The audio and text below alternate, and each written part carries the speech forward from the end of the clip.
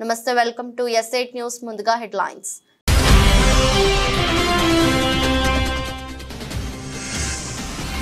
రెండు 2024-25 బడ్జెట్ కు ఆమోదం తెలిపిన తెలంగాణ మంత్రివర్గం. సీఎం రేవంత్ రెడ్డి అధ్యక్షతన సమావేశమైన మంత్రివర్గం.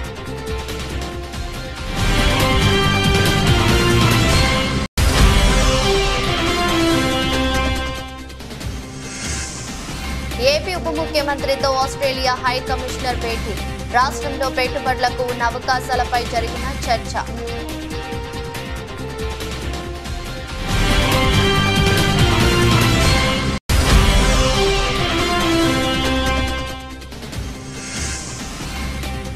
ప్రతిపక్ష నేతగా తొలిసారి అసెంబ్లీకి కేసీఆర్. బడ్జెట్ ప్రసంగం సమయంలో సభలో ఉండాలని నిర్ణయించుకున్న కేసీఆర్.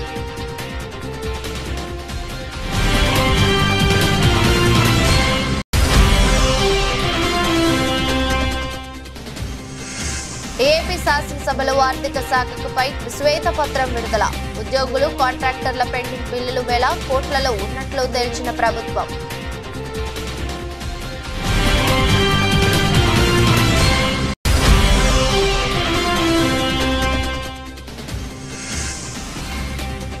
భారీ నష్టాల్లో స్టాక్ మార్కెట్లు. సెన్సెక్స్ 538 పాయింట్ల పతనం.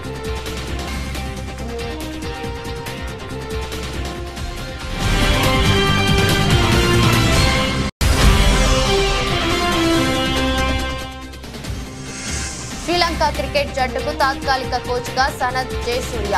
ఆటగాళ్ల నుంచి తాను క్రమశిక్షణ ఆశిస్తున్నానని స్పష్టీకరణ.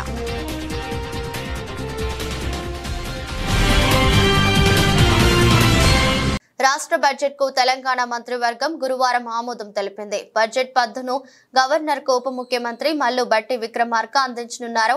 బడ్జెట్ పద్దును స్పీకర్, మండలి చైర్మన్ ముఖ్యమంత్రి రేవంత్ రెడ్డి కూడా అందించారు. ముఖ్యమంత్రి రేవంత్ రెడ్డి అధ్యక్షతన అసెంబ్లీ కమిటీ హాలులో రాష్ట్ర మంత్రివర్గం సమావేశమైంది. రాష్ట్ర బడ్జెట్ 2024-25కు ఆమోదం తెలిపింది. మధ్యాహ్నం 12 గంటలకు భట్టి విక్రమార్క బడ్జెట్ ను ప్రవేశపెట్టనున్నారు. ఆంధ్రప్రదేశ్ శాసనసభలో ఆర్థిక శాఖపై ప్రభుత్వం శ్వేతపత్రం విడుదల చేసింది. 2019-24 మధ్య 1,41,588 కోట్లు పెండింగ్ బిల్లులు ఉన్నట్లు గుర్తించారు. ఉద్యోగులు, కాంట్రాక్టర్ల పెండింగ్ బిల్లులు 1,000 కోట్లలో ఉన్నట్లు ప్రభుత్వం తేల్చింది. పెండింగ్ బిల్లుల్లో 93,000 కోట్లు CFMS లోకి అప్లోడ్ చేయలేదని ప్రభుత్వం పేర్కొంది. 48,000 కోట్ల మేర బిల్లులు అప్లోడ్ చేసినా చెల్లింపులు జరపలేదని తెలిపింది. నీటిపారుదల శాఖ పోలవరం బిల్లుల భారీగా పెండింగ్ లో ఉన్నట్లు వెల్లడించింది. వివిధ ప్రాజెక్టులకు చెందిన 19,324 కోట్ల మేర బకాయిలను గుర్తించారు. ఆర్థిక శాఖ నుంచి 19,549 కోట్ల బిల్లుల పెండింగ్ లో ఉన్నట్లు పేర్కొంది. పంచాయతీరాజ్, గ్రామీణాభివృద్ధి శాఖలో 14,000 కోట్లకు పైగా బకాయిలు ఉన్నట్లు పేర్కొంది. మున్సిపల్ శాఖలో 7,700 కోట్లకు పైగా బకాయిలను గుర్తించినట్లు పేర్కొంది. మాజీ ముఖ్యమంత్రి, ప్రధాన ప్రతిపక్ష నేత కల్వకుంట్ల చంద్రశేఖరరావు తెలంగాణ అసెంబ్లీకి వచ్చారు. గురువారం ఉదయం అసెంబ్లీకి వచ్చిన ఆయనకు బీఆర్ఎస్ ఎమ్మెల్యేలు పూలబొకే ఇచ్చి స్వాగతం పలికారు. ప్రధాన ప్రతిపక్ష నేతగా తొలిసారి అసెంబ్లీకి కేసీఆర్ హాజరయ్యారు. 10 ఏళ్ల పాటు అధికారంలో ఉన్న బీఆర్ఎస్ గత ఎన్నికల్లో ఓటమిని చవిచూసింది. అనూహ్యంగా కాంగ్రెస్ గెలుపొందడం, రేవంత్ రెడ్డి సీఎంగా బాధ్యతలు స్వీకరించడం త్వరగా జరిగిపోయాయి. కాంగ్రెస్ అధికారంలోకి వచ్చిన తరువాత జరిగిన తొలి అసెంబ్లీ సమావేశాలకు ప్రధాన ప్రతిపక్ష నేత అయిన కేసీఆర్ గైహాజరయ్యారు. ఇక కొద్దిగా కోలుకున్న తర్వాత ఎమ్మెల్యేగా ప్రమాణ స్వీకారం చేసేందుకు కేసీఆర్ అసెంబ్లీకి వచ్చారు.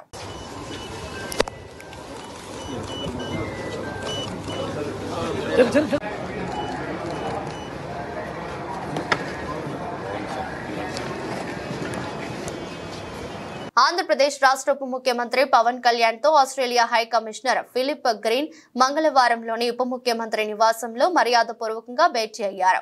ఈ సందర్భంగా ఫిలిప్ గ్రీన్ ని సత్కరించి కూరగాయలతో కూడిన బొకే అందజేశారు. ఈ సందర్భంగా ఆంధ్రప్రదేశ్ రాష్ట్రంలో పెట్టుబడులకు ఉన్న అవకాశాలపై చర్చించారు. రాష్ట్రం నుంచి ఉన్నత విద్యకు ఆస్ట్రేలియా వెళ్లే విద్యార్థుల సంఖ్య పెరుగుతోందని, ఆ దేశంలో ఉన్న విద్యావకాశాలు, విద్యా సంస్థల వివరాలను తెలియజేసేందుకు తగిన గైడెన్స్ అందించాలని ఈ చర్చల్లో శ్రీ పవన్ కళ్యాణ్ ప్రస్తావించారు. అందుకు ఆస్ట్రేలియా హై కమిషనర్ సానుకూలంగా స్పందించారు. కాంగ్రెస్ ప్రభుత్వం ప్రవేశపెట్టిన బడ్జెట్ పై ప్రతిపక్ష నేత కేసీఆర్ ఫైర్ అయ్యారు. ఏ ఒక్క పాలసీ సరిగా లేదన్నారు. ఓ కథలా బడ్జెట్ ప్రసంగం ఉందంటూ విమర్శించారు. బడ్జెట్ సమావేశాలకు హాజరైన కేసీఆర్ అనంతరం అసెంబ్లీ మీడియా పాయింట్ లో మాట్లాడారు. పద్దులో దళిత బంధు ప్రస్తావన లేకపోవడం విచారకరమన్నారు.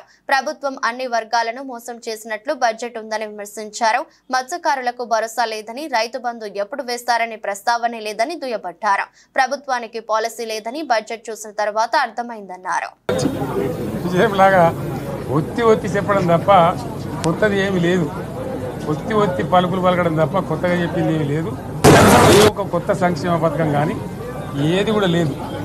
మహిళల పట్ల కూడా చాలా స్పష్టంగా చెప్పాల్సిన అవసరం ఉండే. కానీ వాళ్ళు మేము 1,00,000 కోట్లు ఇస్తాం అన్ని రుణాలు, ఆ రుణాలు వీలేదో ఇస్తున్నట్టుగా అది ఆల్రెడీ ఉన్న స్కీమే, నథింగ్ న్యూ అబౌట్ ఇట్, ఏమి లేదు. వెరసి ఇష్యూ యాజ్ ఏ హోల్. దురదృష్టం ఏంటంటే, చాలా బ్యాడ్ లక్ ఏంటంటే, మేము కూడా ప్రభుత్వం ఏర్పడిన తర్వాత కనీసం ఒక 6 మాసాల సమయం వాళ్ళకి ఇవ్వాలని మేము అనుకున్నాం. నేను కూడా శాసనసభకు దగ్గర రాలేదు. కానీ ఈరోజు బడ్జెట్ చూస్తే ఏ ఒక్క పాలసీ ఫార్ములేషన్ జరగలేదు. రాష్ట్రానికి సంబంధించినటువంటి ఏ ఒక్క విషయంలో కూడా ఈ అర్బక ప్రభుత్వం ఇప్పటి వరకు పాలసీ ఫార్ములేషనే చేసినట్టుగా కనపడతలేదు. వ్యవసాయం ఉంది, మాకు స్పష్టమైన అవగాహన ఉండే ఈ రాష్ట్రంలో వ్యవసాయ స్థిరీకరణ జరగాలని మేము 2 పంటలకు కూడా ఇచ్చినాం రైతు బంధు. వీళ్ళు ఎగ్గొడతామని చెప్తా ఉన్నారు. మేమేదో రైతులకు ఇచ్చిన డబ్బును దాన్ని పాడు చేసినాము, చెడగొట్టినాము, దుర్వినియోగం చేసామన్న పద్ధతిలో దురదృష్టకరమైన వ్యాఖ్యలు చేస్తూ ఉన్నారు. అంటే ఇది పూర్తిగా రైతు శత్రు ప్రభుత్వం అనేది తెలుస్తూ ఉంది. ధాన్యం కొనుగోలు చేయలేదు, విద్యుత్ సరఫరా చేయడం లేదు, నీళ్లు సరఫరా చేయడం లేదు, చాలా ఇబ్బందులు పెడతా ఉన్నారు. ఇంకా రైతు భరోసా, రైతు బంధు గురించి ఇంకా ప్రస్తావనే లేదు. ఎప్పుడేస్తారని మా ఎమ్మెల్యేలు అడిగితే కూడా కనీసం సమాధానం చెప్తలేరు. కాబట్టి రైతులను వంచింది ప్రభుత్వం, వృత్తి కార్మికులను వంచింది. ఒక్క పాలసీ, ఇండస్ట్రియల్ పాలసీ ఏమిటి? ఏమి లేదు. బట్టి గ్యాస్ ట్రాష్ పంచరంగ ఈస్మాన్ కలర్ లాగా చెప్పడం తప్ప, స్టోరీ టెల్లింగ్ లాగా ఉన్నది తప్ప బడ్జెట్ చెప్పినట్టు లేదు. రాష్ట్రంలో వ్యవసాయ పాలసీ ఏమిటి, పారిశ్రామిక పాలసీ ఏమిటి, ఐటీ పాలసీ ఏమిటి, ఇంకా ఇతర అనేక పాలసీలు, పేద వర్గాలకు సంబంధించిన పాలసీ ఏమిటి అనే దాని మీద ఏ ఒక్క దాని మీద కూడా గ్యాస్ ట్రాషే తప్ప, చిల్లర మల్లర ప్లాట్ఫామ్ స్పీచ్ లాగా ఉంది తప్ప అది బడ్జెట్ ప్రసంగం లాగా లేదు. రాజకీయ సభలలో చెప్పినట్టుంది తప్ప ఏ ఒక్క పాలసీని కూడా నిర్దిష్టంగా ఈ పనిని మేము ఎట్లా సాధిస్తాం, మా గోల్స్ ఇవి, మా టార్గెట్స్ ఇవి అనే పద్ధతి కానీ పద్దు కానీ లేదు. ఇది పేదల బడ్జెట్ కాదు, రైతుల బడ్జెట్ కాదు, యువల బడ్జెట్. విశ్లేషణలో మీకు తెలుస్తుంది. భవిష్యత్తులో బ్రహ్మాండంగా మేము దీన్నంతా కూడా చీల్చి చెండాడబోతాం. Thank you. తెలంగాణ 2024-25 వార్షిక బడ్జెట్ ఉప ముఖ్యమంత్రి ఆర్థిక మంత్రి బట్టి విక్రమార్క అసెంబ్లీలో ప్రవేశపెట్టారు. 2,91,159 కోట్లతో 2024-25 ఆర్థిక సంవత్సరానికి బడ్జెట్ ను ప్రతిపాదించారు. ఇందులో రెవెన్యూ వ్యయం 2,20,945 కోట్లు కాగా మూలధన వ్యయం 33,487 కోట్లుగా ప్రతిపాదించారు. సంక్షేమం, అభివృద్ధికి భారీగా నిధులు కేటాయించినట్లు తెలుస్తోంది. మెట్రో వాటర్ వర్క్స్ కు 3,385 కోట్లు, నూతనంగా ఏర్పాటు చేసిన హైడ్రాకు 200 కోట్లు, జిహెచ్ఎంసీలో మౌలిక వస్తుల కల్పనకు 3,065 కోట్లు, హెచ్ఎండిఏలో మౌలిక వస్తుల కల్పనకు 500 కోట్లు, వ్యవసాయానికి 72,659 కోట్లు, ఉద్యానవనం 737 కోట్లు, పశుసంవర్ధక శాఖకు 1,980 కోట్లు కేటాయించారు. ఇక 500 గ్యాస్ సిలిండర్ పథకం కోసం 723 కోట్లు, గృహజ్యోతి పథకానికి 2,418 కోట్లు ప్రతిపాదించారు.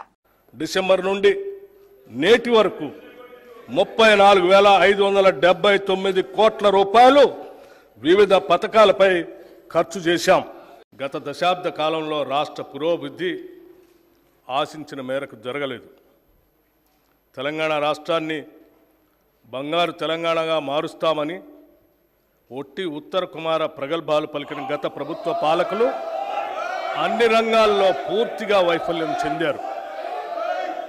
పురోభివృద్ధి అటుంచి రాష్ట్ర ప్రజల సంక్షేమం సన్నగిల్లింది, అభివృద్ధి అడుగంటింది. ఇందిరా మహిళా శక్తి పథకంలో భాగంగా రుణ బీమా పథకాన్ని ఈ సంవత్సరం మార్చి నెలలో ప్రభుత్వం ప్రవేశపెట్టింది. ఈ పథకం ద్వారా సభ్యురాలు మరణించినప్పుడు పొరపాటున ఆమె పేరున ఉన్న రుణాన్ని గరిష్టంగా 2 లక్షల రూపాయల వరకు మాఫీ చేయటం జరుగుతుంది. తెలంగాణలో వరి సాగు చాలా విస్తృతంగా జరుగుతుంది. పండిన పంటకు సరైన ధర రాక, పెట్టుబడి కూడా దక్కక రైతులు తీవ్రంగా నష్టపోతున్నారు. రాష్ట్రంలో సన్న రకం వరి ధాన్యాల సాగును ప్రోత్సహించడానికి ప్రభుత్వం 33 రకాల వరి ధాన్యాలను గుర్తించి వాటిని పండించిన రైతుకు క్వింటాలకు 500 రూపాయల బోనస్ చెల్లించాలని నిర్ణయించాం. దీనివల్ల సన్న రకాల వరిని పండించే సాగు భూమి విస్తరణ పెరిగి రైతులకు ఆర్థిక ప్రయోజనం చేకూరుతుంది. తెలంగాణలో బడే భాయ్ బీజేపీకి చోటే భాయ్ కాంగ్రెస్ కి 8 ఎంపీ స్థానాలు గెలిచిన కేంద్ర ప్రభుత్వ బడ్జెట్ లో తెలంగాణకు నిధులు కేటాయించకపోవడం బాధాకరమని మాజీ ఎఫ్డీసీ చైర్మన్ వంటేరు ప్రతాప్ రెడ్డి పేర్కొన్నారు. కేంద్ర ప్రభుత్వ బడ్జెట్ లో తెలంగాణకు నిధులు కేటాయించకపోవడాన్ని నిరసిస్తూ సిద్దిపేట గజ్వేల్లో మాజీ ఎఫ్డీసీ చైర్మన్ వంటేరు ప్రతాప్ రెడ్డి, మాజీ ఏఎంసీ చైర్మన్ మా Srinivas, municipal chairman Rajamouli Gupta media సమావేశం నిర్వహించారు. ఈ సందర్భంగా ప్రతాప్ రెడ్డి మాట్లాడుతూ 50,000 కోట్ల రూపాయలను పోలవరానికి కేటాయిస్తే తెలంగాణకు జలాశయాలకు నిధులు విడుదల చేయకపోవడంపై ఎంపీలు నోరు మెదపకపోవడంపై బాధాకరమని అన్నారు. రేవంత్ రెడ్డి గారికి 8 సీట్లు కాంగ్రెస్ పార్లమెంట్ లో బిల్లు ప్రవేశపెడతా ఉంటే, పార్లమెంట్ లో బడ్జెట్ ప్రవేశపెడతా ఉంటే 8 మంది ఉన్న కాంగ్రెస్ ఎంపీలు మాట్లాడరు, 8 మంది ఉన్నటువంటి బీజేపీ ఎంపీలు మాట్లాడరు. వాళ్ళ పార్టీలకు దాసోహం అయిపోయినటువంటి విషయాన్ని తెలంగాణ ప్రజలు గమనించాలని చెప్పి మేము విజ్ఞప్తి చేస్తున్నాం. బడే బాయ్ చోటే బాయ్ దోనో మిల్కే తెలంగాణ రాష్ట్రం దివాలా తీయించారు. ఇలా 8 నెలల కింద తెలంగాణ రాష్ట్రం ఏర్పడక ముందుకు తెలంగాణ ఆదాయం నెలకి 14,000 కోట్ల ఆదాయం ఉంటే ఇవాళ 12,000 కోట్లకు వచ్చింది. 2,000 కోట్ల దివాలా తీయించినటువంటి గణనాయకుడు ఎవరైనా రేవంత్ రెడ్డి గారు. ఇవాళ తెలంగాణ రాష్ట్రానికి రావాల్సినటువంటి నిధుల కోసం పార్లమెంట్లో మాట్లాడలేదు. ఇవాళ బీహార్కు బడ్జెట్లో పేరు వస్తుంది, పక్కనే ఉన్నటువంటి ఆంధ్రప్రదేశ్కి బడ్జెట్లో పేరు వస్తుంది, తెలంగాణ రాష్ట్రానికి ఎందుకు రాదు అంటే బడే బాయ్ చోటే బాయ్కి సరెండర్ అయ్యారు. బడే బాయ్కి చోటే బాయ్ సరెండర్ అయిపోయింది కాబట్టి ఇక్కడ ఓటు నోటు విషయంలో సరెండర్ అయింది కాబట్టి తెలంగాణ రాష్ట్రానికి నిధులు వచ్చే ప్రశ్నే లేదు. తెలంగాణ రాష్ట్రానికి ఏమి రాదు కూడా. ఇలా ప్రతి రైతు కూడా దివాలా అయిపోయాడు. తెలంగాణ రాష్ట్రానికి రావాల్సినటువంటి రైతు బంధు రైతులకు ఇవ్వకుండా డిసెంబర్లో ఇవ్వాల్సినటువంటి రైతు బంధు జూన్లో ఇచ్చింది. జూన్లో ఇవ్వాల్సినటువంటి రైతు బంధు ఎప్పుడు ఇస్తాడో తెలియదు. నాటి సీఎం వైఎస్ జగన్మోహన్ రెడ్డి అనుసరించిన ప్రజా వ్యతిరేక విధానాలను చూడలేకే తాను తిరిగి కాంగ్రెస్ పార్టీలోకి వచ్చేశానని వైఎస్ఆర్ కాంగ్రెస్ పార్టీ సీనియర్ నాయకుడు రాజమహేంద్రవరం గోదావరి పరిరక్షణ సమితి అధ్యక్షుడు డాక్టర్ టీకే విశ్వేశ్వరరెడ్డి వెల్లడించారు. గురువారం స్థానిక పేపర్ మిల్లు ఎదురుగా ఉన్న కృష్ణసాయి కళ్యాణ మండపంలో ఏర్పాటు చేసిన విలేకరుల సమావేశంలో ఆయన మాట్లాడారు. తొలుత నగర కాంగ్రెస్ అధ్యక్షుడు బాలేపల్లి మురళీధర్ మాట్లాడుతూ గత 30 ఏళ్లుగా కాంగ్రెస్ పార్టీలో వివిధ పదవులు నిర్వహించి అటు పార్టీకి ప్రజలకు సేవలు అందించిన డాక్టర్ విశ్వేశ్వరరెడ్డి తిరిగి సొంత గూటికి రావడం శుభ పరిణామమని వ్యాఖ్యానించారు. డాక్టర్ విశ్వేశ్వరరెడ్డికి సాదర స్వాగతం పలికారు. రాబోయే రోజుల్లో రాష్ట్రంలోనూ కేంద్రంలోనూ కాంగ్రెస్ హవా ఖాయమని షర్మిలారెడ్డి ఈసారి సీఎం కాగలరని ధీమా వ్యక్తం చేశారు. ఇంకా బలోపేతం చేయాలి కాంగ్రెస్ పార్టీ అనే ఉద్దేశంతో షర్మిలా గారి యొక్క నాయకత్వం భవన్ విజయవాడలో మన పిసిసి అధ్యక్షురాలు షర్మిలారెడ్డి గారి యొక్క సమక్షంలో మన మార్టిన్ గారు అలాగే మిగతా నాయకుల యొక్క సమక్షంలో అక్కడ కాంగ్రెస్ పార్టీలో జాయిన్ అవ్వడం జరిగింది. మరి మీ అందరికీ తెలుసు మధ్యలో కాంగ్రెస్ పార్టీలో నేను టౌన్ సెక్రటరీ నుంచి రాష్ట్ర సెక్రటరీ వరకు అనేక హోదాల్లో పదవులు నిర్వహించడం జరిగింది. అలాగే సేవాదళ తరపున కూడా చాలా కార్యక్రమాలు చేయడం కూడా జరిగింది. రాజమండ్రిలో కాంగ్రెస్ పార్టీ తరఫున అనేక సేవా కార్యక్రమాలు చేసి అనేక మందికి ఇళ్ల పట్టాలు, అలాగే లోన్స్, కుట్టు శిక్షణ కేంద్రాలు, ఇలాగ అనేక కార్యక్రమాలు కాంగ్రెస్ పార్టీలో ఉండి చేయటం జరిగింది. రాజశేఖర రెడ్డి గారు చనిపోయిన తర్వాత వాళ్ళ అబ్బాయి ఒంటరిగా ఉన్నాడు. అతనికి మనం కూడా చేదోడుగా ఉండాలని చెప్పి వైఎస్ఆర్ కాంగ్రెస్ పార్టీలోకి ఆయనతో పాటు జగన్ గారితో పాటు పిసిసి సెక్రటరీకి రిజైన్ చేసి వైఎస్ఆర్ పార్టీలోకి వెళ్ళటం జరిగింది. కానీ మరి జగన్మోహన్ రెడ్డి గారు మనం ఎంతసేపు రాజశేఖర రెడ్డి గారిని దృష్టిలో పెట్టుకుని జగన్మోహన్ రెడ్డి గారు కూడా వాళ్ళ అబ్బాయి కాబట్టి అదే రకంగా ఉంటాడనే ఫీలింగ్ తోటి ఆయనతో ప్రయాణం చేయడం జరిగింది. కానీ జగన్మోహన్ రెడ్డి గారికి మరి రాజశేఖర రెడ్డి గారిలో ఉన్నటువంటి క్వాలిటీస్ కానీ ఆ హెల్పింగ్ నేచర్ కానీ అవన్నీ ఏమి లేవు. రైల్వే ప్రయాణికులకు గుడ్ న్యూస్. బడ్జెట్ లో రైల్వేకు 2.62 లక్షల కోట్లు కేటాయించినట్లు కేంద్ర రైల్వే మంత్రి అశ్విని వైష్ణవ్ తెలిపారు. ఇందులో 1.08 లక్షల కోట్లు రైల్వే భద్రత కోసం వినియోగిస్తామని చెప్పారు. డిమాండ్ దృష్ట్యా ప్రస్తుత ఆర్థిక సంవత్సరంలోనే 2,500 అదనపు జనరల్ కోచ్లు తీసుకొస్తున్నామన్నారు. మరో 10,000 సాధారణ కోచ్లను తయారు చేపట్టామని చెప్పారు. బడ్జెట్ లో వీటికి నిధులు కేటాయించినట్లు తెలిపారు. चालू वित्तीय वर्ष में 2,500 एक्स्ट्रा जनरल कोच मैन्युफैक्चर करने का और उसके बाद में और फैसला लिया गया कि 10,000 एक्स्ट्रा जनरल कोच मैन्युफैक्चर करने का सैंक्शन किया गया. तो ये दोनों चीजें आज इस बजट में कवर हो गई. ఏలూరు జిల్లా ఏలూరు పట్టణ డీఎస్పీ శ్రీనివాసులు పోలీస్ సిబ్బందితో కలిసి వాహనాలు తనిఖీ చేపట్టారు. ఇటీవల ప్రభుత్వ ఆసుపత్రిలో వరుసగా ద్విచక్ర వాహనాల చోరీ జరుగుతుండటంతో ఈ తనిఖీలు చేపట్టామని డీఎస్పీ శ్రీనివాసులు మీడియా ద్వారా తెలిపారు. మనకు గత కొద్ది రోజులుగా మనకు ఏలూరు ప్రభుత్వ హాస్పిటల్లోనూ కొద్దిగా దొంగతనాలు జరుగుతున్నాయి అనే కొన్ని వార్తలు రావడం జరిగింది. దాని మేరకు మా ఎస్పీ గారు స్పందించేసి విజిట్ చేసేసి దీనిలోనే కొద్దిగా విజిట్ చేసి ఏ ప్రాబ్లమ్స్ ఉన్నాయని చెప్పి ఒకసారి కనుక్కోమని చెప్పడం జరిగింది. దాని మేరకు ఈరోజు ఈ హాస్పిటల్ను సందర్శించడం జరిగింది. ఆర్ఎం గారితో పాటు మా 2 టౌన్ శ్రీ ప్రభాకర్, మా ఎస్ఐస్తో పాటు. ఇక్కడ మామూలు సెక్యూరిటీ గార్డ్స్ కూడా ఉన్నారు. దగ్గర 59 మంది వరకు ఇక్కడ సెక్యూరిటీ గార్డ్స్ కూడా ఉన్నారు. వాళ్ళకి చెప్పడం జరిగింది జాగ్రత్తగా ఉండాలి, ఎలాంటి జాగ్రత్తలు తీసుకోవాలి, ఎలాంటి దొంగతనాలు జరుపుకోకుండా అని. అలాగే సీసీ కెమెరాలు కూడా కొన్ని పనిచేయటం లేదు. ఇప్పుడు ఆసుపత్రి వర్గాల వరకు, అధికార వర్గాల వరకు కూడా వాళ్ళ దృష్టికి తీసుకొని రావడం జరిగింది. వాళ్ళు కూడా తొందరలోనే కెమెరాలు ఇన్స్టాల్ చేస్తామని చెప్తున్నారు. కొన్ని పనిచేయటం లేదు, అవి కూడా రిపేర్ చేస్తున్నారు. మిగతావి పనిచేస్తున్నాయి. అయినప్పటికీ చాలా కెమెరాలు మనకు కావాల్సి ఉంటుంది. ఎందుకంటే దగ్గర 2,500 నుంచి 3,000 వరకు ప్రతిరోజు ఇక్కడ ఈ హాస్పిటల్ను సందర్శిస్తుంటారు. అది సిబ్బంది కావచ్చు, ఇక్కడ పేషెంట్స్ కావచ్చు, వాళ్ళకు సంబంధించిన అటెండర్స్ కావచ్చు, వీళ్ళంతా కూడా చాలా మంది వస్తుంటారు. కాబట్టి ఈ విధంగా చాలా బిజీగా ఉంటుంది ఈ హాస్పిటల్. అయినప్పటికీ ఇంతకుముందు బాగానే చేస్తున్నారు ఉద్యోగాలు. ఇప్పుడు దొంగతనాలు కూడా సంబంధించేసి ఈ సంవత్సరం ఇంతవరకు 4 మోటార్ సైకిల్ దొంగతనం జరిగింది.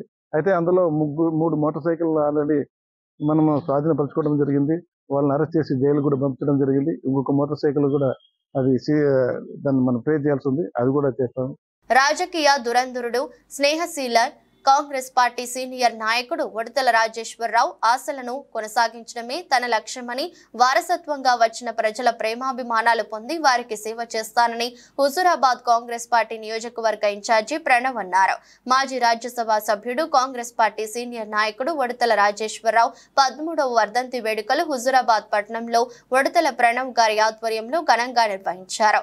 ఈ కార్యక్రమానికి కరీంనగర్ ఎంపీ అభ్యర్థి వెలిచాల రాజేందర్రావు, మానకొండూరు మాజీ శాసనసభ్యుడు అరపల్లి మోహన్ తో పాటు హుజూరాబాద్ నియోజకవర్గంలోని అన్ని మండలాల కాంగ్రెస్ పార్టీ నాయకులు, మహిళలు, కార్యకర్తలు అధిక సంఖ్యలో పాల్గొన్నారు.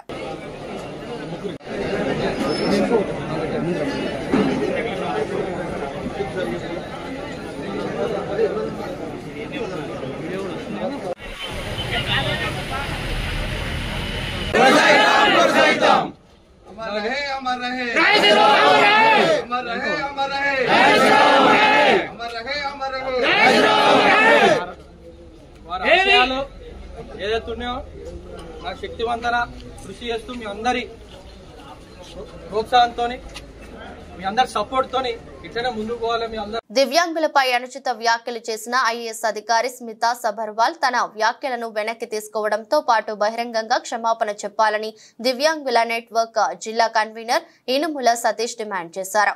మంతనిలోని ప్రెస్ క్లబ్ లో గురువారం ఏర్పాటు చేసిన విలేకరుల సమావేశంలో మాట్లాడుతూ లక్షలాది మంది దివ్యాంగుల్లో ఆత్మవిశ్వాసాన్ని పెంపొందించాల్సిన ఐఏఎస్ అధికారి స్మితా సబర్వాల్ వారు మనోధైర్యాన్ని కోల్పోయే విధంగా సోషల్ మీడియా వేదికగా ఆయన ట్విట్టర్ ద్వారా మాట్లాడటం బాధాకరమన్నారు. ఐపీఎస్ ఐఏఎస్ లో దివ్యాంగులకు సైతం రిజర్వేషన్ కల్పించాలని సూచించాల్సింది పోయి ఐఏఎస్ లో దివ్యాంగులకు రిజర్వేషన్ ఎందుకని మాట్లాడటం మమ్మల్ని ఎంతగానో బాధించిందన్నారు. లక్షలాది మంది దివ్యాంగుల్లో ఆత్మవిశ్వాసాన్ని పెంపొందించాల్సినటువంటి అధికారులు ఏదైతే వారిలో ఒక మనోధైర్యాన్ని కోల్పోయే విధంగా వ్యాఖ్యలు చిత్తూరు ద్వారా చేసినటువంటి స్మితా సబర్వాల్ చేసిన వ్యాఖ్యలు కూడా మంచి రోజుగా దివ్యాంగుల పక్షాన మేము తీవ్రంగా ఖండిస్తూ ఉన్నాం. ఒక ఐఏఎస్ అధికారులే ఉండి గత ప్రభుత్వంలో కీలకంగా వ్యవహరించిన అహంతో మాట్లాడిందా లేదా తనకే పూర్తి స్థాయి అధికారులైన మాట్లాడిందా తెలియదు. కానీ భారత రాజ్యాంగం, పార్లమెంటు, శాసనసభలు, లోకసభలు మా యొక్క దివ్యాంగుల సంక్షేమం కోసం ఉన్నటువంటి హక్కులను కాలరాసే విధంగా మాట్లాడిన వ్యాఖ్యలను మేము తీవ్రంగా ఖండిస్తూ ఉన్నాం. ఎవరైతే వికలాంగులకు సంబంధించిన దివ్యాంగులకు సంబంధించినటువంటి ఐఏఎఫ్ఎస్లు కానీ ఐపీఎస్లలో ఎందుకు లేవని ప్రశ్నించాల్సిన ఒక ఐఏఎస్ అధికారి ఐఏఎస్లలో ఉండము అని చెప్పేసి మాట్లాడడాన్ని మేము తీవ్రంగా ఖండిస్తూ ఎంతోమంది లక్షలాదిగా మందిగా ఉన్నటువంటి మా వికలాంగుల్లో ఒక నైరాశ్యం నింపింది ఆమె వ్యాఖ్యలు. కాబట్టి దీనిపై మేము తీవ్రంగా ఖండిస్తూ ఉన్నాం. వెంటనే మా తెలంగాణ సంబంధించినటువంటి వికలాంగుల సమాజానికి కూడా ఆమె బహిరంగంగా క్షమాపణ చెప్పాలని చెప్పేసి గత వారం రోజులుగా మామూలు చేస్తున్నా కూడా ఇప్పటి వరకు ఆమెలో స్పందన లేదు, ప్రభుత్వంలో కూడా స్పందన అని చెప్పేసి మీ సందర్భంగా తెలియజేస్తా ఉన్నాం. ఏదైతే ఆమె మీద వెంటనే వికలాంగుల చట్టం సెక్షన్ 92 ప్రకారం కేసు నమోదు చేయడమే కాకుండా ఏదైతే భారత శిక్షా స్మృతి దాని ప్రకారంగా మన కొత్తగా వచ్చిన చట్టాల ప్రకారం కూడా ఆమె మీద కేసు నమోదు చేయాలి. అదేవిధంగా ఆ యొక్క ఏదైతే ప్రవర్తన నియమావళి ఉద్యోగుల ప్రవర్తన నియమావళి కింద ఆమె మీద శాఖాపరమైన చర్యలు కూడా తీసుకోవాలని చెప్పేసి కూడా ఈ సందర్భంగా ప్రభుత్వాన్ని డిమాండ్ చేస్తూ ఎవరైనా దివ్యాంగులను కించపరిచినా ఏది చేసినా మా తెలంగాణ ఉన్న అదేవిధంగా మా మత్తిని కానీ పెద్దపల్లి జిల్లాలో ఉన్నటువంటి దివ్యాంగుల సమాజం ఎవరు కూడా ఊరుకోరని, కాబట్టి దివ్యాంగుల మీద కామెంట్ చేసేటప్పుడు చాలా ఆచితూచి వ్యవహరించాలని చెప్పేసి కూడా ఈ సందర్భంగా సూచిస్తూ స్మితా సబర్వాల్ గారు వెంటనే బహిరంగంగా మరొకసారి దివ్యాంగుల సమాజం మీద చేసినటువంటి వ్యాఖ్యలు ఉపసంహరిస్తూ ఆమె క్షమాపణ చెప్పని చెప్పి కూడా ఈ సందర్భంగా డిమాండ్ చేస్తా ఉన్నాం. పార్లమెంట్ లో ప్రవేశపెట్టబడిన బడ్జెట్ వ్యవసాయ రంగానికి తీవ్ర అన్యాయం చేశారని వ్యవసాయ కార్మిక సంఘం ఖమ్మం జిల్లా కార్యదర్శి పొన్నం వెంకటేశ్వరరావు విమర్శించారు. ప్రపంచంలో అత్యధిక వ్యవసాయ సాగు విస్తీర్ణంలో మొదటిది మన దేశమని అన్నారు. దేశస్థుల జాతీయ ఉత్పత్తిలో 15% వ్యవసాయ రంగానిదే అయినప్పటికీ ఆ రంగాన్ని కేంద్ర ప్రభుత్వం గతంలో లాగా పట్టించుకోలేదని 48 లక్షల కోట్ల బడ్జెట్ లో 1.52 లక్షల కోట్లు కేటాయించి చేతులు దులిపేసుకుందని విమర్శించారు. రైతు పండించిన పంటలకు మద్దతు ధరల ప్రస్తావన లేదని అన్నారు. స్వామినాథన్ సిఫార్సులు అమలు చేస్తూ అన్ని పంటలకు కనీస మద్దతు ధరలు నిర్వహించి చట్టబద్ధత కల్పించాలని కోరుతున్నారు.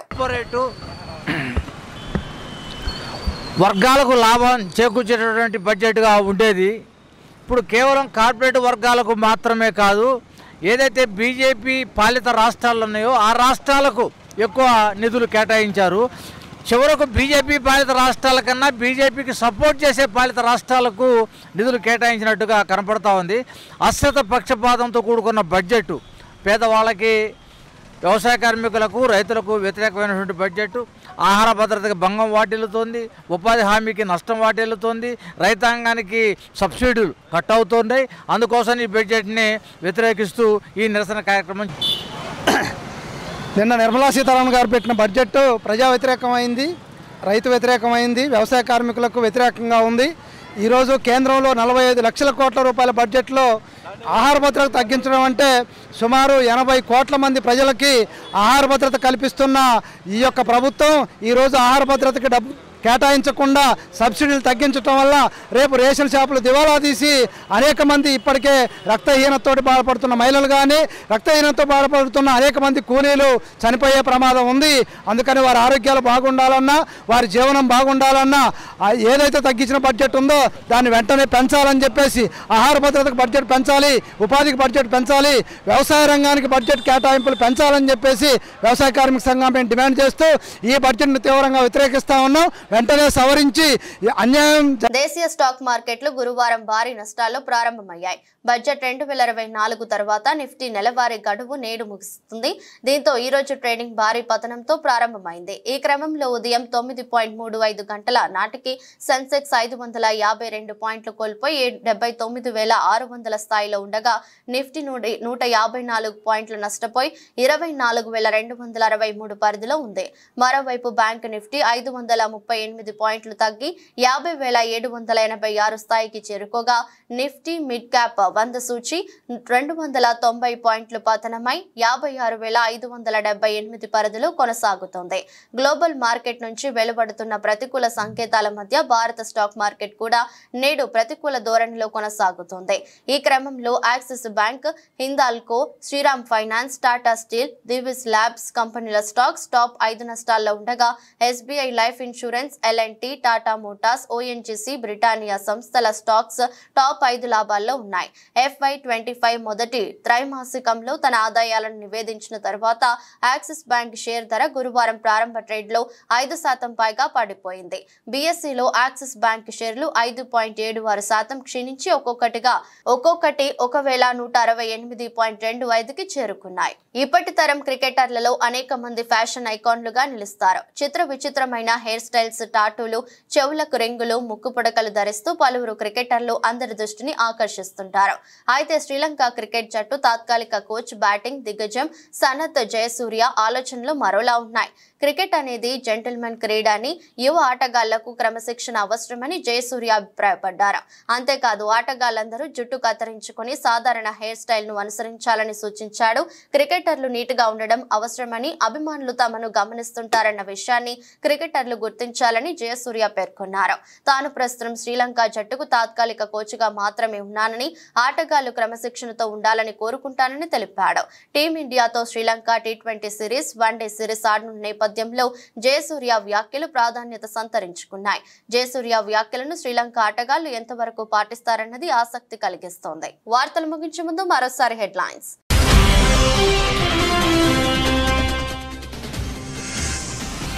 2024-25 బడ్జెట్ కు ఆమోదం తెలిపిన తెలంగాణ మంత్రివర్గం. సీఎం రేవంత్ రెడ్డి అధ్యక్షతన సమావేశమైన మంత్రివర్గం.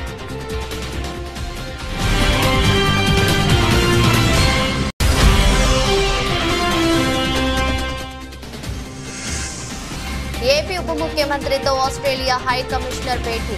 రాష్ట్రంలో పెట్టుబడులకు ఉన్న అవకాశాలపై జరిగిన చర్చ.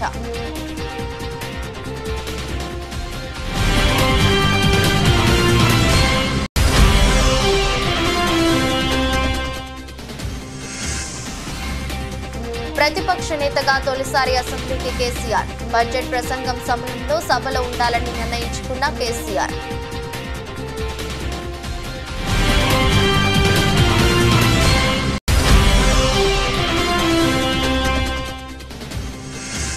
ఏపీ శాసనసభలో ఆర్థిక శాఖపై శ్వేతపత్రం విడుదల. ఉద్యోగులు, కాంట్రాక్టర్ల పెండింగ్ బిల్లులు వేల కోట్లలో ఉన్నట్లు తేల్చిన ప్రభుత్వం.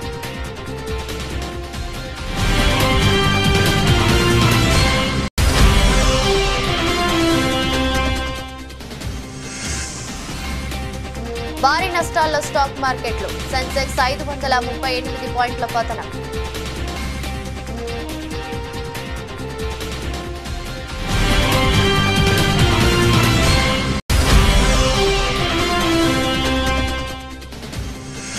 శ్రీలంక క్రికెట్ జట్టుకు తాత్కాలిక కోచ్గా సనత్ జయసూర్య.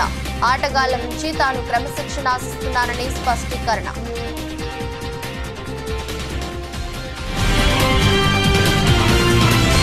ఇది రోజు బులెటిన్. మరో బులెటిన్లో మళ్ళీ కలుద్దాం. అంతవరకు సెలవు. నమస్కారం.